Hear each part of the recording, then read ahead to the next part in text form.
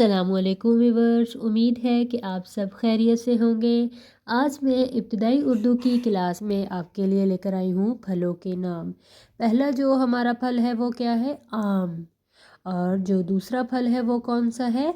کیلا۔ تیسرا پھل دیکھتے ہیں انگور۔ چوتھا جو پھل ہے ہمارا وہ کیا ہے؟ مالٹا۔ پانچواں دیکھتے ہیں ہمارا پھل کون سا ہے؟ امرود۔ اور جو چھٹا پھل ہے وہ کیا ہے؟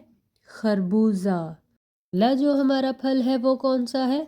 تربوز۔ نیکسٹ دیکھتے ہیں ہمارے پاس کون سا پھل ہے؟ کھجور۔ اس سے اگلا پھل ہے انار۔ اس سے اگلا پھل دیکھتے ہیں کیا ہے؟ آڑو۔